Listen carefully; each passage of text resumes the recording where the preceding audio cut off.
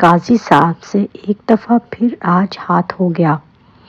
جن ججوں کو فوجی جج کہہ کر پھنسانے کی کوشش کی گئی تھی، انہوں نے فیصلہ دے کر فوجی اور غیر فوجی ججوں کا فرق واضح کر دیا۔ اب کچھ امید سی ہوئی ہے کہ شاید پاکستان میں قانون اور آئین جو ہے وہ سب کو اپنے تابع کرے گا۔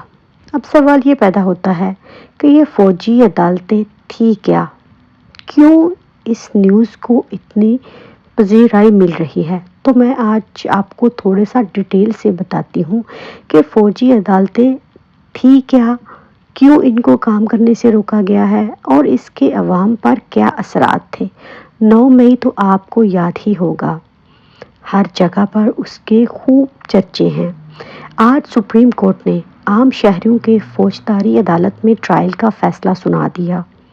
کیس میں اصل میں یہی تعین کرنا تھا کہ کیا عام شہری کے جرائم جو آرمی ایکٹ کے زمرے میں آتے ہیں ان کا ٹرائل فوجی یعنی کہ ملٹری کورٹس میں ہو سکتا ہے یا کہ نہیں۔ تو آج عدالت نے ایک حکم نامہ جاری کیا جس کے چرچے اس ٹائم پر پورے سوشل میڈیا پر ہو رہے ہیں۔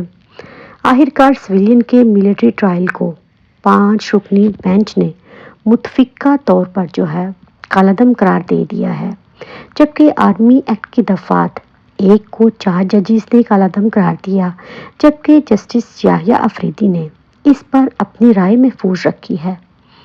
آئین اور قانون کے مطابق فیصلہ دینے پر ہم اپنے ججوں کو سلام پیش کرتے ہیں، کیونکہ یہ کسی بھی طریقے سے ایکسیپٹیبل تھا ہی نہیں۔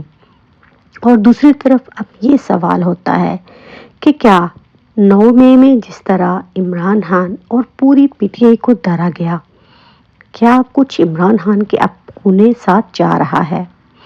ایک ہی شخص کے خلاف 189 مقدمات کی آج تک کوئی مثال نہیں ملتی۔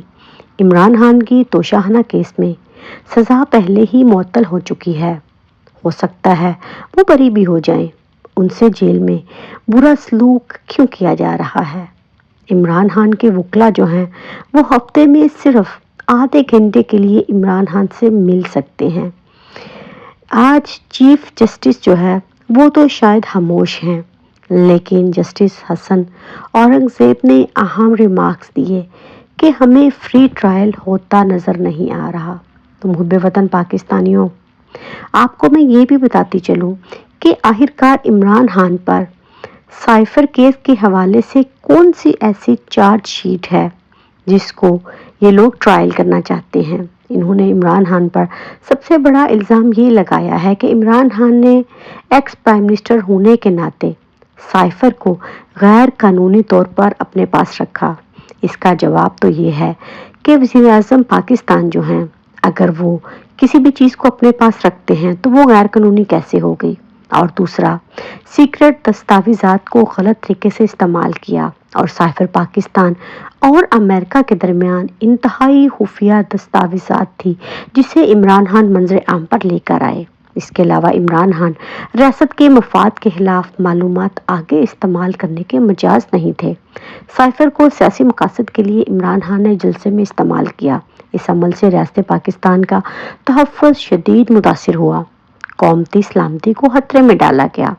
اسی لیے عمران خان پر سیکرٹ ایکٹ کے سیکشن 5 اور 9 کے تحت جو ہے انہوں نے اس کی خلاف ورزی کی ہے۔ تو محب وطن پاکستانیوں، وہ سائفر تو غائب ہو چکا ہے، یہ لوگ پہلے ہی مان چکے ہیں کہ سائفر نام کی کوئی چیز ہی نہیں۔ عمران خان بھی آج اس کے خلاف کھل کر سامنے آئے۔ عمران خان نے اپنے ہاتھوں سے لکھا جو ہے وہ آج پہلی دفعہ جج کے سامنے پیش کیا۔ اس تحریر میں عمران خان نے واضح لکھا ہے کہ مجھے کیس کی مکمل کاپیاں ہی نہیں دی گئی۔ ان اعتراض کے ساتھ اس ٹرائل کو آگے کیسے بڑھایا جا سکتا ہے؟ عمران خان نے یہ اعتراض جو ہے اپنے ہاتھ سے لکھ کر نہ صرف اس کیس کی کارروائی پر بہت سنجیدہ بلکہ قانونی اعتراض اٹھایا ہے۔ قانون کی کوئی دفعہ ایسی نہیں رہ گئی جس کی خلاف ورزی نہ کی گئی ہو، لیکن اس کے بارے میں قانون بالکل چپ ہے۔ اور دوسری طرف میں آپ کو یہ بھی بتاتی چلوں کہ نواز شریف کی اسلام آباد ہائی کورٹ میں اپیل سننے کے لیے ایک دفعہ پھر سے عامر فاروق اور گل حسن جو ہیں وہ اس کیس کا فیصلہ کرنے جا رہے ہیں۔ تو دیکھ لیجئے، یہ عامر فاروق وہی ہیں جنہوں نے عمران خان کے خلاف جو ہے شدید ترین انتقامی کارروائیاں کی ہیں۔ تو محب وطن پاکستانیوں، ہمیں اس بات کو نہیں بھولنا۔ اور آج عمران خان کے وکلا کی ملاقات عمران خان سے ہوتی ہے تو عمران خان نے نواز شریف سے متعلق کوئی ایسی بات ہی نہیں کی۔ عمران خان کا یہی خیال ہے کہ یہ فوجی ٹاؤٹ جو ہے اس کی بات کو ڈسکس کرنا اتنا ضروری نہیں ہے۔ لیکن اب سوال یہ پیدا ہوتا ہے کہ کیا پاکستان کی نظریاتی اساس کی حفاظت کرنا اور آزادی اور حریت کا درس دینا اور ملک میں بیرونی مداخلت کا اپنی عوام کو بتانا، کیا یہی عمران خان کا جرم ہے؟ کیا ایک پرائم منسٹر اپنی عوام کے حقوق کے تحفظ کے لیے بات نہیں کر سکتا؟ کیا امریکہ کا ایک لائنوں پر لکھا گیا خط اور منٹس اس حد تک اہم ہے کہ پاکستانی عوام کے منتخب کردہ وزیر اعظم جو ہیں ان کو اس بات کی سزا دی جا رہی ہے کہ اگر امریکہ نے ہمیں دھمکی دی تھی تو تم نے کیوں عوام کو اس چیز سے آگاہ کیا؟ کیا عمران خان کا یہ قصور ہے کہ اس نے اپنی عوام کو سچ بتایا؟ اس نے اپنی عوام کو بتایا کہ امریکہ کون ہوتا ہے ہمیں دھمکی دینے والا، امریکہ کون ہوتا ہے یہ کہنے والا کہ پاکستان کا فیصلہ میں کروں گا۔ تو محب وطن پاکستانیوں، ان سب چیزوں کی سزا جو ہے وہ عمران خان کو جو ہے مل رہی ہے، لیکن انشاءاللہ آج جو بھی عدالت نے فیصلہ کیا ہے فوجی عدالتوں کے لحاظ سے وہ بہت ہی زیادہ خوشائند ہے، اور ہم امید کرتے ہیں کہ جتنے بھی پاکستانی جو ہے اس ٹائم جیلوں میں ہیں اور فوج جو ہے ان کا ٹرائل کرنا چاہتی تھی، ان میں سر فہرست عمران خان ہے اور پی ٹی آئی ہے۔